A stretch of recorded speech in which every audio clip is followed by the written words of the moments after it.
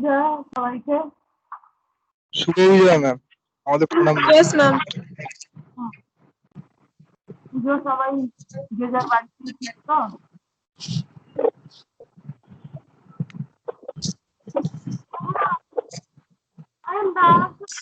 Yes, ma'am.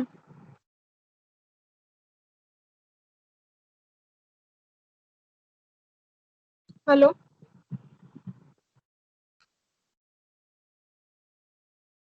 Hello, Hello. just a second, I need to put up and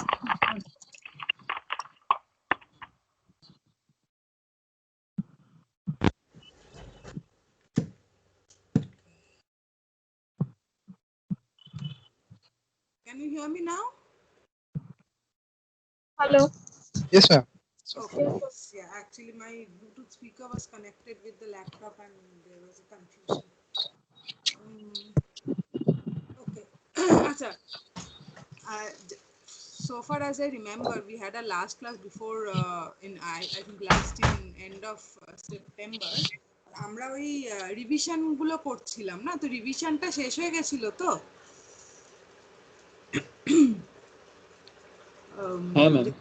Hilbert space অবধি।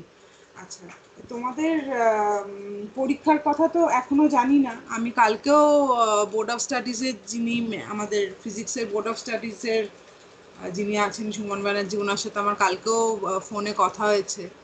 তো কালকেও উনি বলতে পারেননি, তবে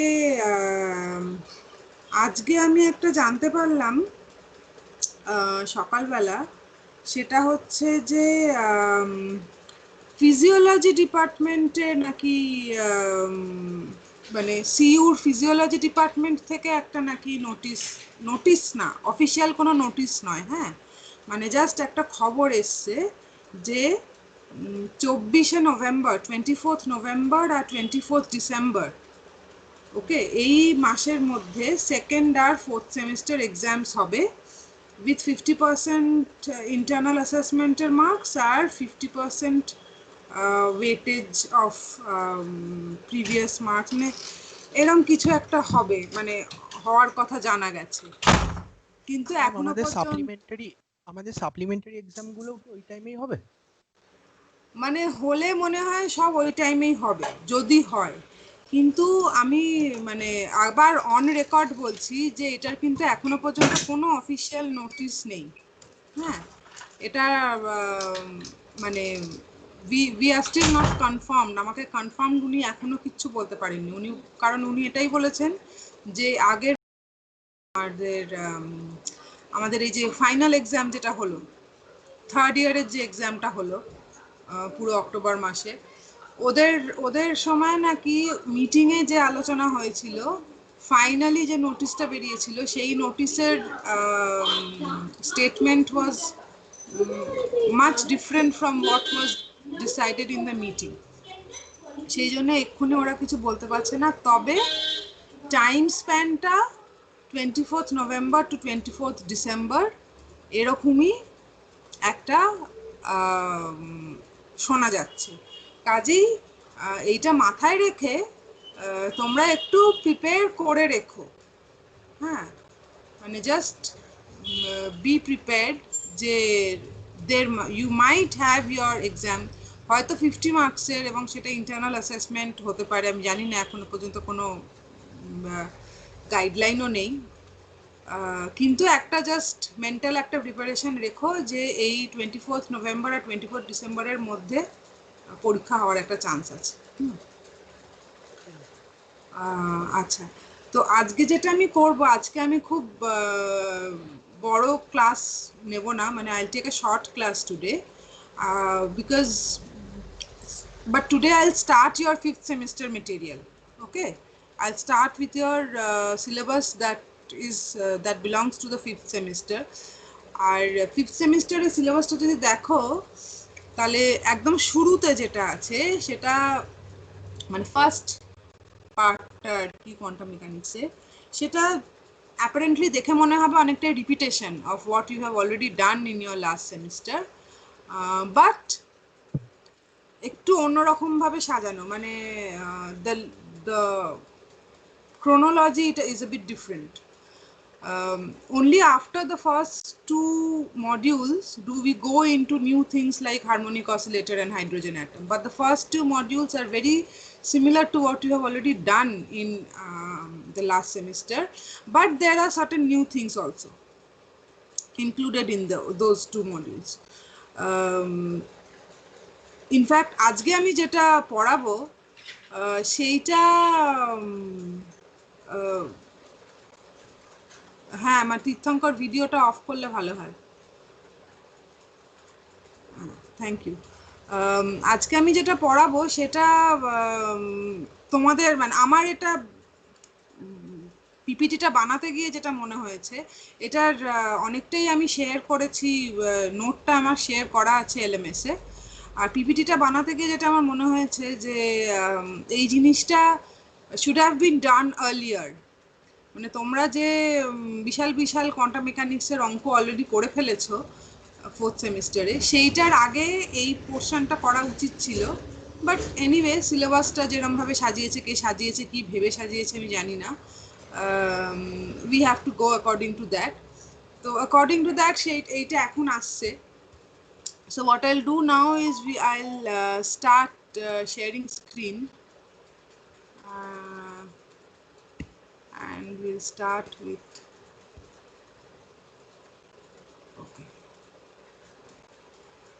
স্ক্রিন দেখতে পাচ্ছ কি সবাই? Yes, ma'am. Yes. Okay.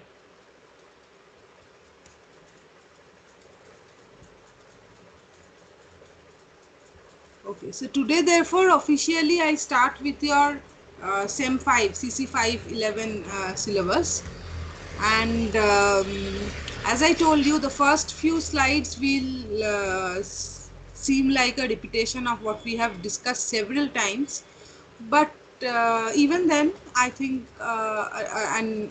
a discussion on this part of quantum mechanics is never boring, and definitely never redundant. It's always important to know the basics.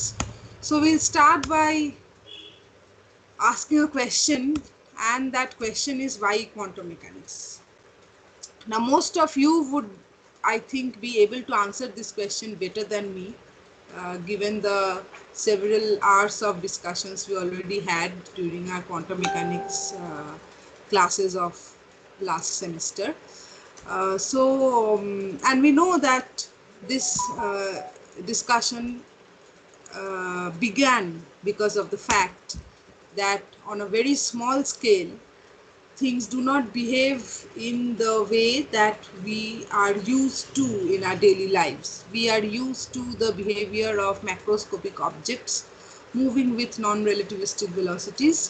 But the moment the sizes of these objects become submicroscopic or microscopic, then their behaviors also change, and change in a way that we are not familiar with. And that unfamiliar behavior led to one after another hypothesis, and then experiments, and finally laws. And that has been the build-up of this very, very exciting subject called quantum mechanics, that perhaps is one of the most important branches of not only physics but science as a whole, because half the things follow, I mean not half the things, but the building blocks of which everything in the universe is made up of, atoms and molecules and electrons and all subatomic particles, they follow this science. So I mean the importance cannot be definitely denied. So again, this history also is known to you, but it's always good to recap. So we know that Newton said light is a stream of particles called corpuscles, and which was known as the corpuscular theory of light, and which could in fact explain phenomena like reflection and refraction and shadow formation, etc. But then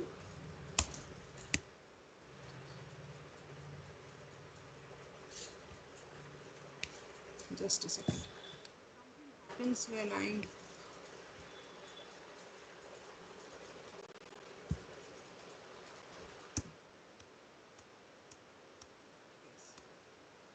but then experimental observations with light, visible light, demanded some other suggested something else about the behavior of light, and in fact it demanded wave nature. And we know that several studies and experiments by Huygens, Youngs, Fresnel, Malus, Brewster, Fraunhofer, their theoretical and experimental work established the wave property of light. And finally, James Clerk Maxwell summarized the behavior of all electromagnetic waves in his 4 equations. Okay, and we said, let there be light. So this basically substantially and fundamentally stamped light as a wave, right? But remember that all this was pre-1900. All these experiments, all these studies, and this inference, all this was pre-1900. So what happened post-1900? We know that the first phenomenological study that led people to think otherwise was black body radiation. You did this in your quantum theory classes, I think in SEM 2. So the first phenomenon was black body radiation, which could not be explained by the wave nature of light. And to explain black body radiation, Planck introduced quantization during energy exchange. This was in 1900. And I'm sure all of you know that Planck himself was a purely classical physicist, and he did not believe in quantum mechanics. In fact, quantum mechanics was not there. He sort of used this just as a mathematical tool, this quantization during energy exchange only. He said that at all other times light was a wave, as has been established, and there is no question of packets of energy. It is only during exchange of energy that the energy exchange takes place in terms of small packets called quanta. And he was happy with his explanation because of the smallness of H. He was the one to introduce H, and he was happy because H was so small, so that the transition between quantum and classical was very easy. H was so small. And then there was Compton effect, which could also not be explained by wave phenomena. Photoelectric effect, which again couldn't be explained by wave phenomena. And so in 1905, 5 years after Planck introduced quantization only during energy exchange, Einstein introduced the photon, the particle which makes up light. And using the photon theory, photoelectric effect could be explained. Compton effect could be explained as a collision between particle-particle collision, photons as one particle and the electrons as the other particles, which collided and gave the 2 peaks of the Compton effect graph. So with this, light was now given the light was thought of to be made up of particles, right? So pre-1900, light is a wave. Post-1900, light made up of streams of particles. And in fact, post-1900, we must in general say that the dual nature of light was established. Okay, so this is the history that we all know. It's now like a folklore of physics, that how dual nature of light was established.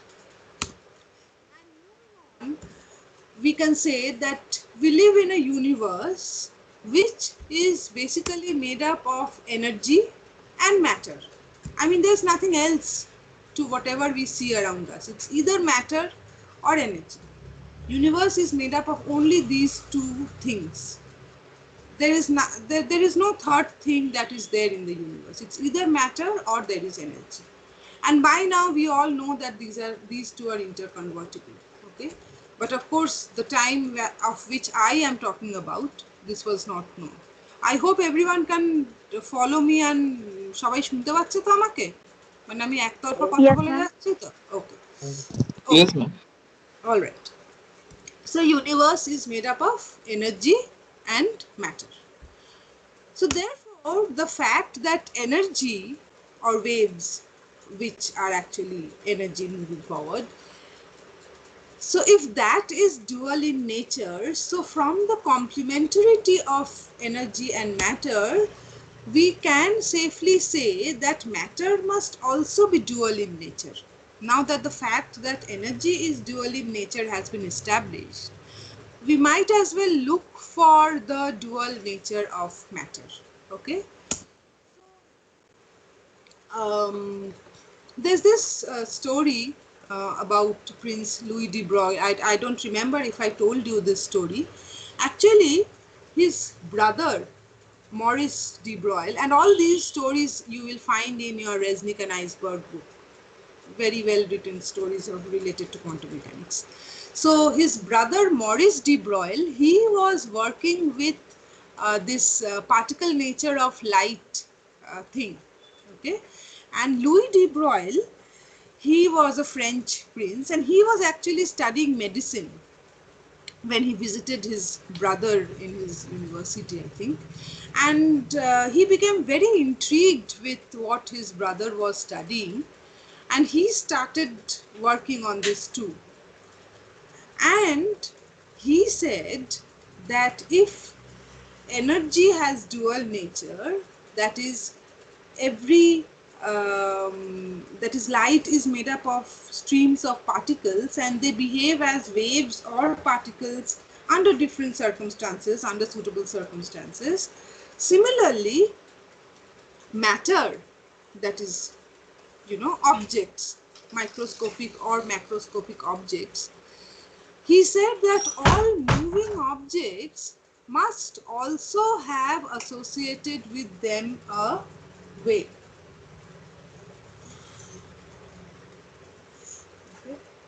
Just excuse me once.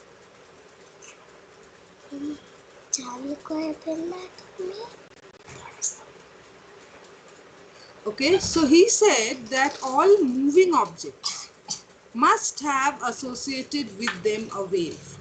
He also gave the wavelength. The wavelength of this is given by lambda equal to h by p, where h is Planck's constant and lambda is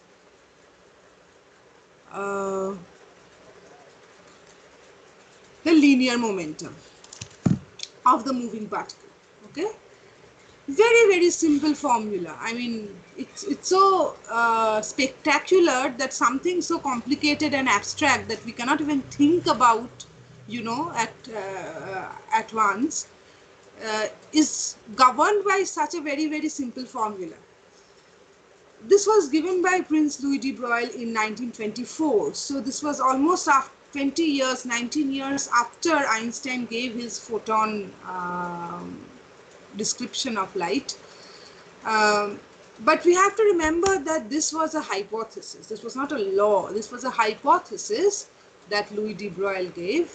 And this was not established experimentally. He just, out of intuition and a few mathematical calculations, he just hypothetically stated that since a wave like a light has associated with it a particle like a photon, similarly, a particle like our objects, the objects that we see regularly, when they move, they must also have associated with them a wave, and he also gave the wavelength of this wave that is associated with the particle, moving particle.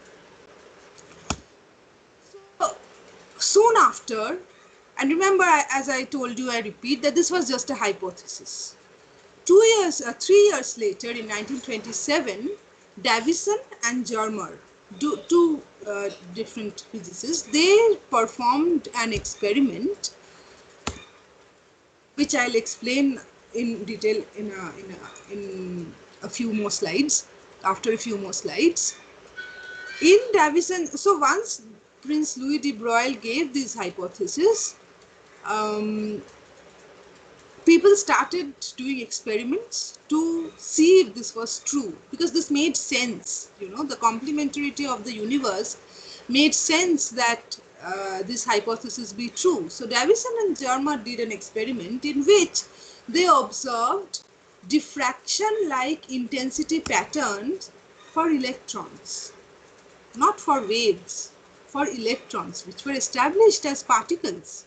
Okay, so this was explained, this observation could be explained only if one considered electrons behaving as waves.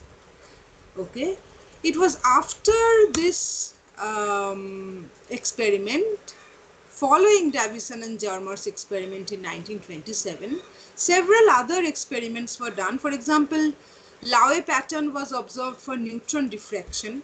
Neutrons, which again were particles, they showed, all of you know Laue pattern of X-rays, right? So neutron diffraction showed Laue pattern, X-ray, that is observed, yes, that is observed in X-ray diffraction. Hydrogen, yes. And what is Laue pattern? Laue pattern, all of you know Bragg's law, right? X-ray Bragg's law. X-ray পড়োনি তোমরা? Bragg's diffraction. হ্যাঁ, Bragg's diffraction. তো Bragg's diffraction এ যে প্যাটার্নটা দেখা যায়, intensity pattern যেটা দেখা যায়, ওটাকে বলা হয় Laue pattern. হ্যাঁ, Laue is another person actually who sort of analyzed this pattern. So ওই প্যাটার্নটাকে Laue pattern বলা হয়. So this Laue, you can Google Laue pattern and you get several articles and images from which you will be able to understand what Laue pattern is. So, and it is typical of X-rays, X-ray, which is an electromagnetic radiation. But now this was being observed for neutrons, for hydrogen and helium atoms. Okay, so all these experiments led to the fact that matter, in fact, also possessed dual character, because particle nature of electrons and neutron and hydrogen and helium atoms, etc., everybody knew. The fact that they also showed observations which could be explained only using wave phenomena established the fact that yes, matter also shows dual character. It also has associated with it a wave of some kind. It was only after Davison and Germer's experiment in 1927 that de Broglie wavelength, this wave, this formula, lambda equal to h by p, given in 1924, was acknowledged, and Louis de Broglie got a Nobel for it. Okay, 3 years after he proposed it, and after Davison and Germer experimentally proved the existence of electrons behaving as waves. And it is pretty fascinating. Again, you will find this in Resnick's book, that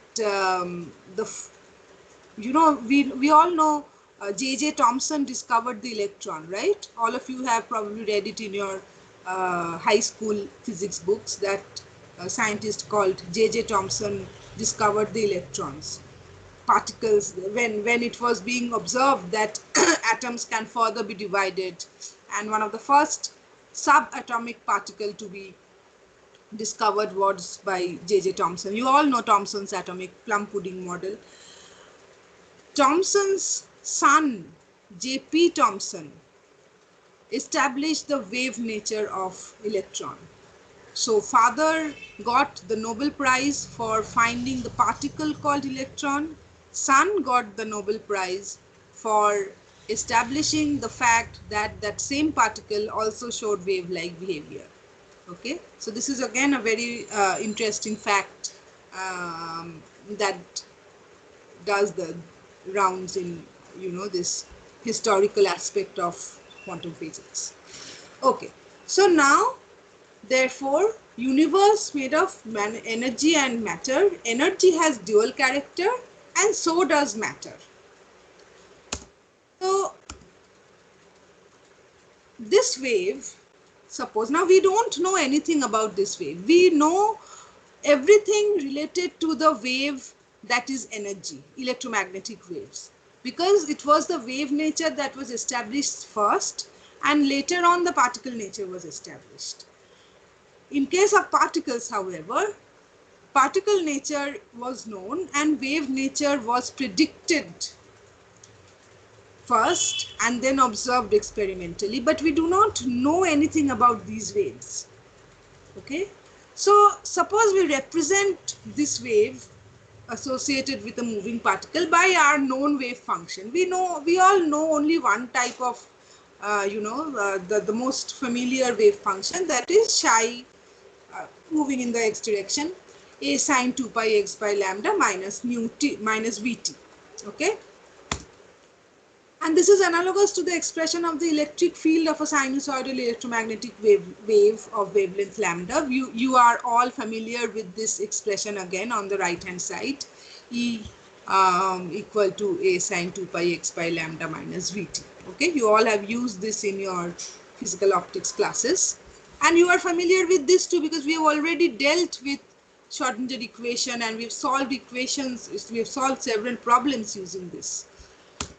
Now, if you also recap from your physical optics classes that the modulus of E square, that is the amplitude square, actually gives the intensity of radiation in classical treatment as well as in Einstein's treatment, right? In Einstein's treatment, E square is proportional to h nu n, where n is the average number of photons.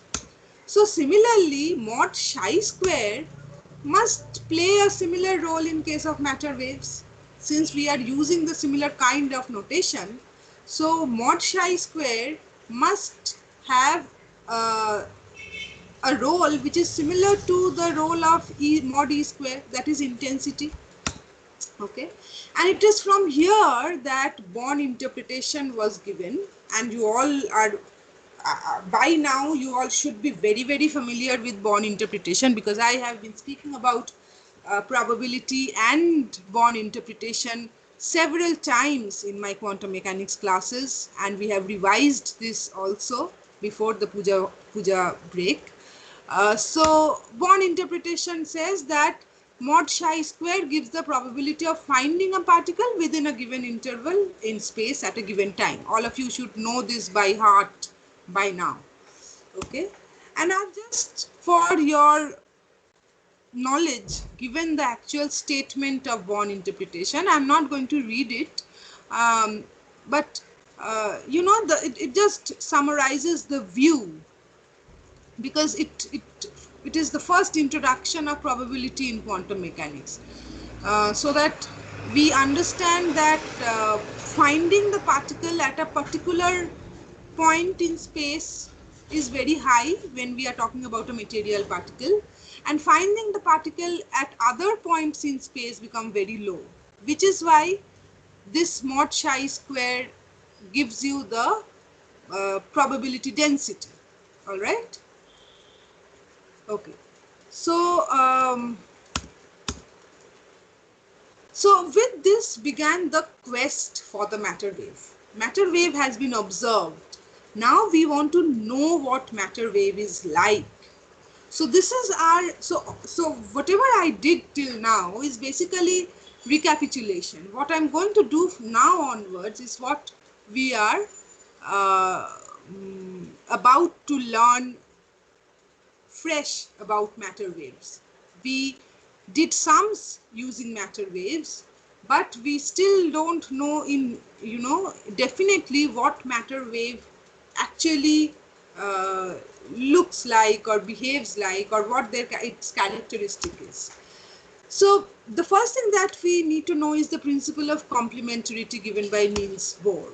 It says wave and particle models must be complementary to each other.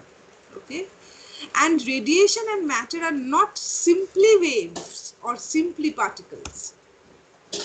A more general model is required, a model which will be able to switch from radiation to matter very easily. There must be a very flexible switch over from radiation to matter and vice versa, because they cannot be strictly designated as any one form.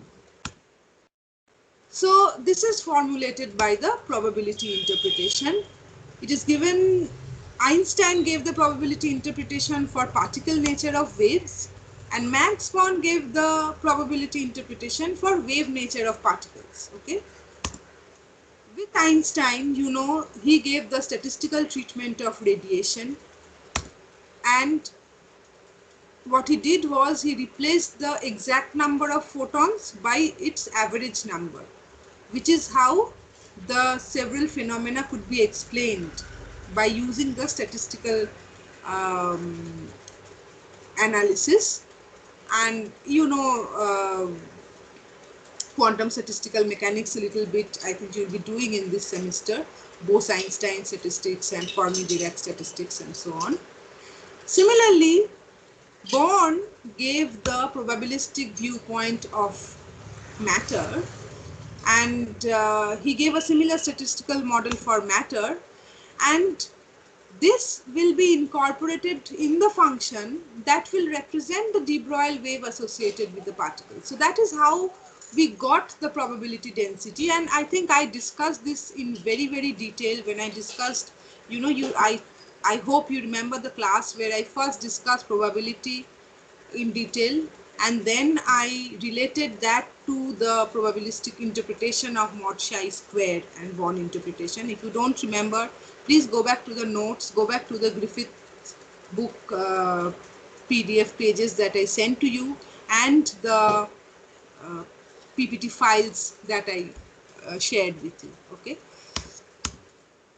So this was a major switch over in quantum mechanics, from deterministic to probabilistic. And this was followed by Heisenberg's uncertainty principle, which said that simultaneous measurement of position and momentum cannot give results more accurate than given by this relation. Once again, something that we have studied in great detail, principle of complementarity, compatible and incompatible parameters, etc. We did this in great detail, but this is worth mentioning over here.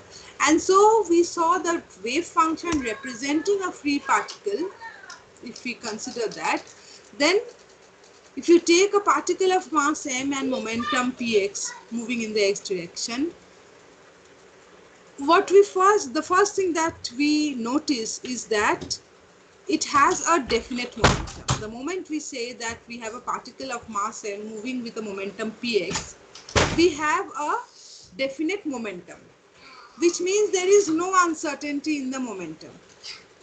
Okay, which means delta px equal to 0. And the moment we say that momentum is definite, specific, it leads to the fact that uncertainty in position becomes infinite. That is what is given by Heisenberg's uncertainty principle. Okay, so the position becomes completely undetermined. Okay, so from de Broglie hypothesis, we have lambda equal to h by px, and from Planck's hypothesis, we have mu equal to E by h. So we introduce new parameters, h cut, remember h by 2 pi, and k equal to 2 pi by lambda, so that the momentum can be represented as h cut k, and energy is represented as h omega. All right. So what we have done basically, again, all this we have already done before. So what we have done basically is we are expressing particle parameters, momentum and energy, in terms of wave parameters lambda and omega. All right. I think this is good because you are getting a recapitulation of your SEM 4 matter again, in case you do have to appear for an exam. So momentum being specified and position being possible anywhere along the x-axis, we can represent the particle by a plane progressive wave function. So this is the wave function that we are all familiar with, okay, in terms of momentum and energy. And this is a complex function. So we know that we use the probabilistic point of view of Max Born to interpret why a complex function is being used to represent a particle. And so all this is things we know already, studied, okay. Now comes the question is that what are these matters? So we see that we can actually represent a particle by a wave function that we are familiar with, but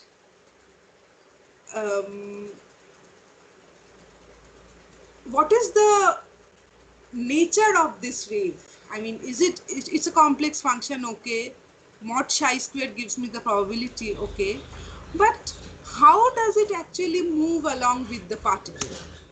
Can we actually see them, you know, see as in experimentally observe these waves associated with the particle? So for this, we once again recall the de Broglie relation lambda equal to h by p. And now we consider the motion of a tennis ball first. Okay, suppose it is of mass 1 kg. Tennis balls are not of 1 kg mass, but just for the convenience of calculation, we consider a tennis ball of mass 1 kg and velocity 10 meter per second. Okay.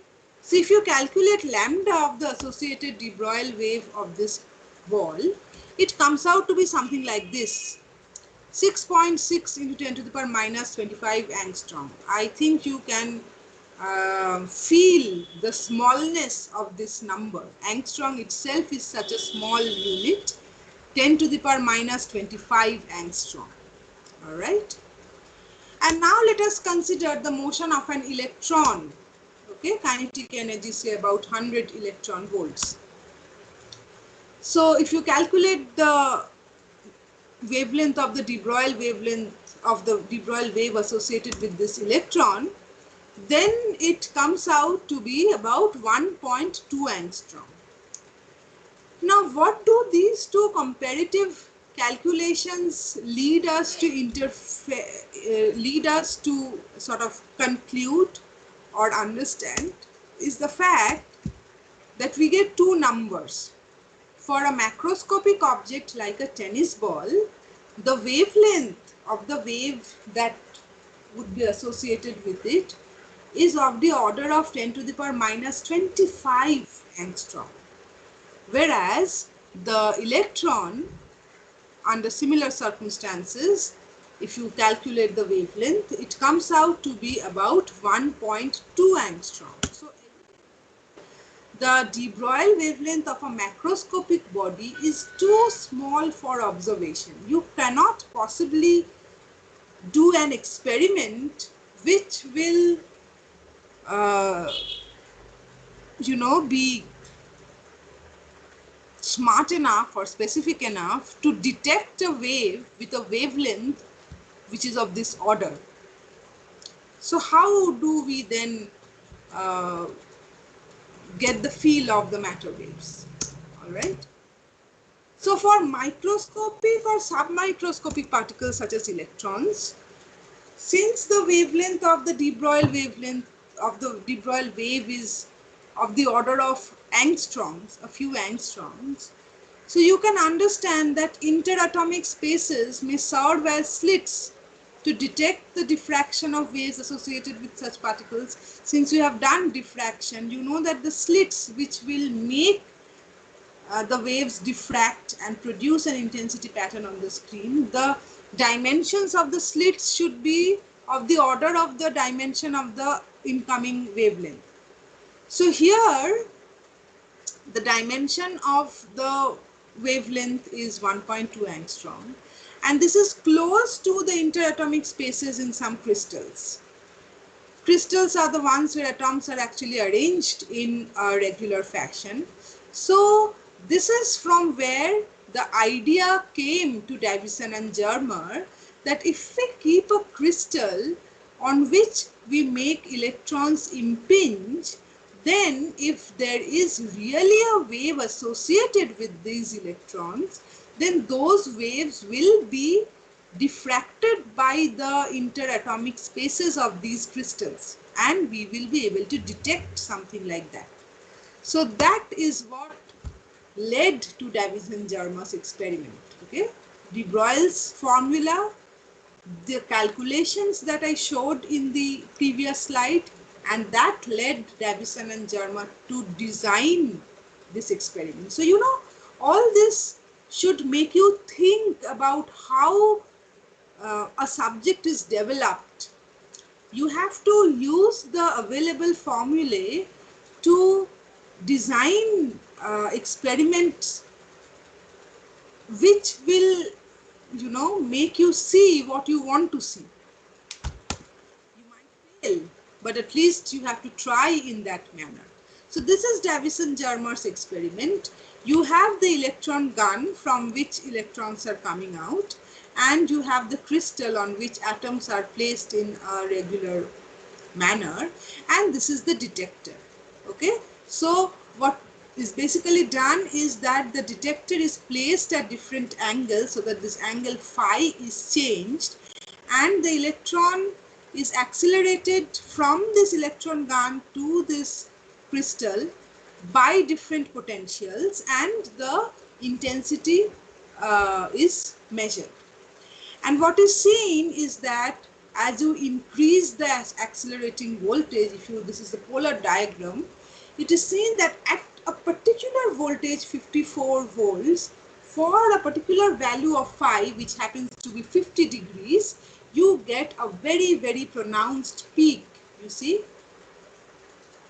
the detector shows a very, very pronounced peak only at a given voltage and at a given angle. Now, this can happen only if there is constructive interference of waves and nothing else.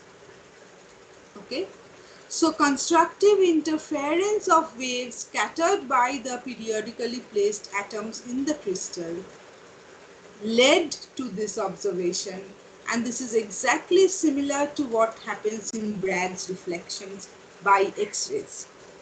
Okay, so using Bragg's law, if you calculate, then you get lambda equal to 1.65 angstrom. You have the crystal, so you take a known crystal where you know the interatomic spacing, so you know the value of D. This happens phi, for this phi is a particular value 50, and using this formula for the first order diffraction, you obtain, Davison and Germa obtained the value of lambda to be 1.65 angstrom. All right. And behold, using de Broglie's formula, lambda equal to h by p, given the value of p for the electrons, because you can calculate the p from the kinetic energy from the voltage through which they travel, lambda comes out to be 1.65 angstrom. I mean, such a starking result. It's really startling that the results could be so very accurate. This is the theoretical result. This is the theoretical result. This is the experimental result, and they are so very, I mean, at least they are same up to the second place of decimal, and that is absolutely amazing. Okay, so strikingly similar value of the wavelength established the existence of matter waves. This is the confirmation of the existence of matter waves, and as I told you that this confirmation of the existence of matter waves fetched de Broglie his Nobel Prize 3 years after he gave the hypothesis. All right. Any questions till now?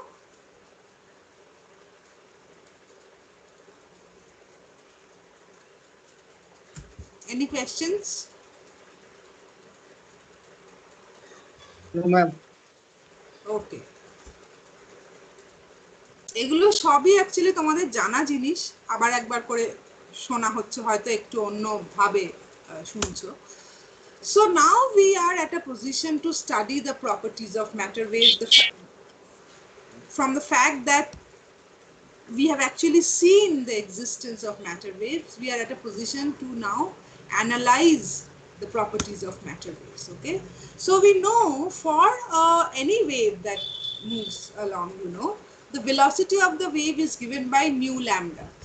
Please, I cannot help the similarity between mu and v, because equation, the word equation that I use in my laptop gives me, they seem to make no difference between mu and v. But remember, this is v omega, and this is nu, the frequency. Okay. So the de Broglie wave associated with a moving object of momentum p and energy E should be E by P. Okay, since so this is the velocity, nu lambda, nu is E by h, lambda h by p. So the velocity of the de Broglie wave should be like this, E by p. Okay. Now, if you consider the non-relativistic motion of a particle which is moving with a velocity v and has a mass n, and if it is in a force-free region, which means that we are simplifying the situation, making the energy entirely kinetic, then if you take the values of E and P, you get the velocity of the wave to be half of v, where v, as I told you, is the velocity of the moving particle. Now this is a very, very depressing result. Okay, the velocity of the wave associated with the particle moving with a velocity v is half of the value of the velocity of the particle. Okay, this result would mean that the matter wave lags behind the particle it represents. So the particle is moving ahead and there is a wave that trails behind it.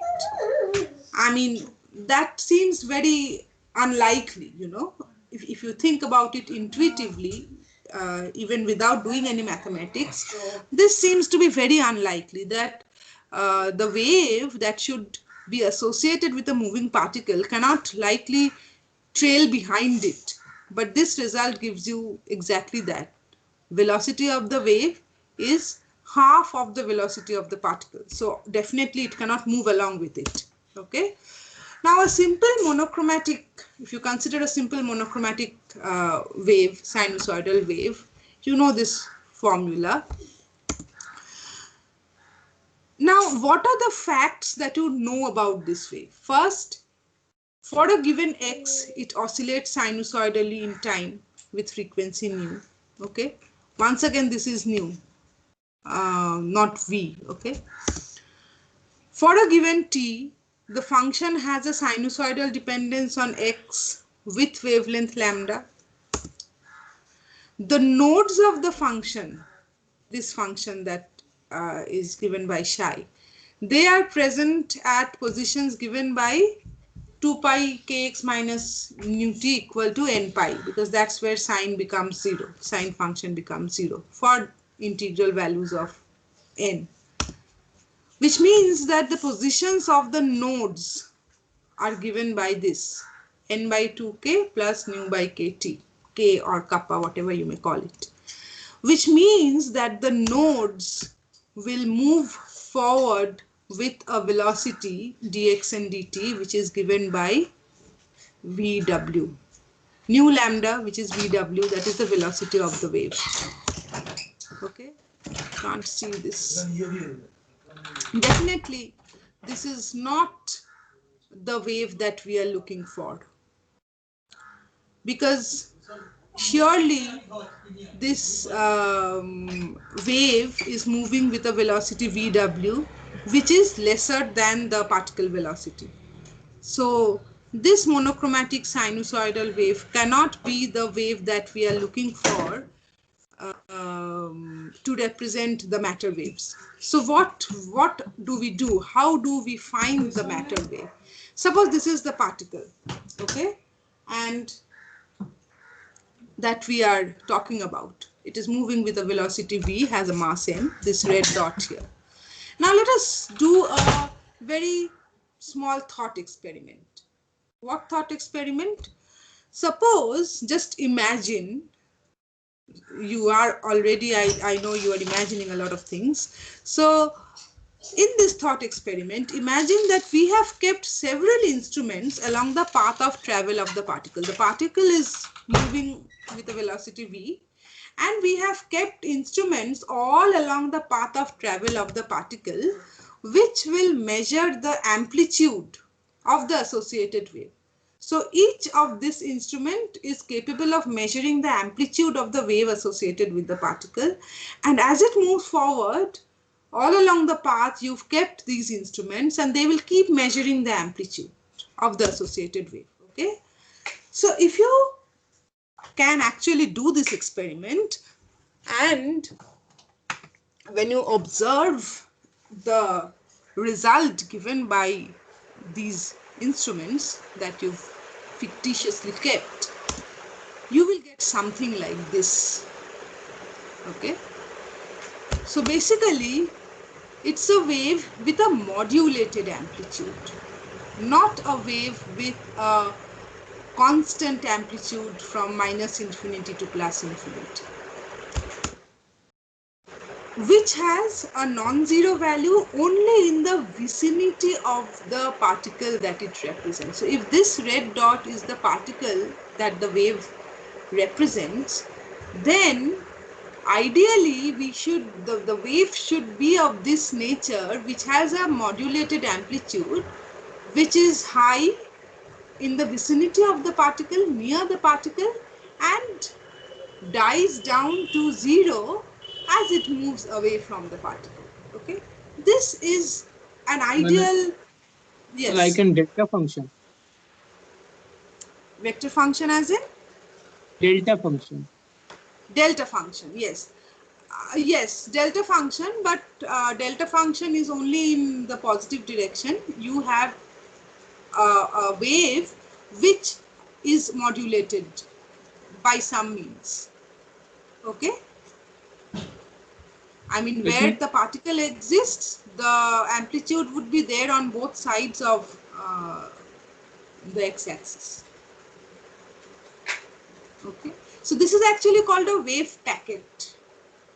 So the wave that would represent a moving particle is not, a monochromatic wave. A monochromatic wave is true only for a free particle. But if you consider a real particle that is moving with a particular velocity, then you just saw mathematically that if you choose a monochromatic wave, then for such a particle, the associated wave has velocity which is half of the velocity of the particle. So it cannot represent the particle like that. Okay. So a matter wave should ideally be, now how will you get such a wave packet? It is clear from this picture that the matter wave should be a group of waves that moves along with the particle, with the velocity of the particle, not with the velocity lesser than that, neither greater than that. If you get something which has a velocity greater than the velocity of the particle, even that can't represent the particle. So we must look for something that moves along with the particle with the same velocity. Okay. So ideally, we must consider adding together a group of infinite number of waves. This kind of a function can be obtained only if you consider adding a group of infinite number of waves all moving in the same direction with infinitesimally differing values of frequency and wavelength, or reciprocal wavelength for that matter. Okay. So what we'll do is, instead of adding infinite number of such waves, we will add two waves. সুইচটা on করে দাও টিভির। Addition of two waves will give us result that you will see eventually is sufficient to explain what I have just said. However, I will stop here for this class because the mathematics that is involved in doing this, for when we do the addition of two waves, you've already done addition of two waves in your earlier classes for, you know, for understanding beats or stationary waves, etc. But here, finally, you need to understand how the infinite number of waves will add up and how it will form the wave packet. For that, you will need to apply Fourier transform, and that I will not go into in today's class because it will be a bit overdose, I think. So, and it will, I want to do it afresh, take time and show you how using Fourier transform we can get the wave packet, and then, you know, the wave packet will have a spread delta x that is relatable to Heisenberg's uncertainties. Okay, so it's a very, very important part of the things that we are doing. So I'll leave that for the next class. Meanwhile, I'll send you today's PPT. I've already uploaded the PPT, I think, in the LMS. I'll send you in the mail or in our WhatsApp group too. And I'll send you the Word file of the notes related to up to this part of what I have done today. All right.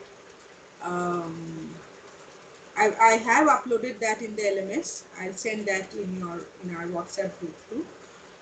So please go through this so that we have a very, very firm ground when we go into the actual calculation showing us the existence of the wave packet and the fact that it is a wave packet that can actually represent the de Broglie wave for a moving particle. And we'll also see that the wave particle does move with the same velocity as that of the particle which it is representing.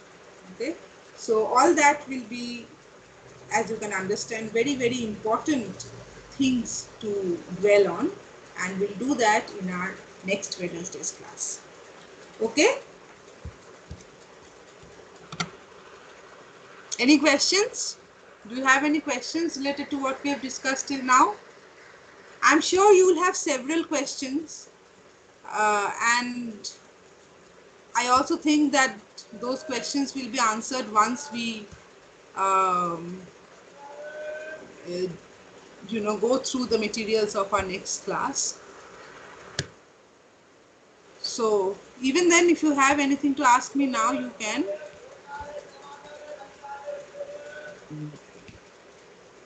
Ma'am,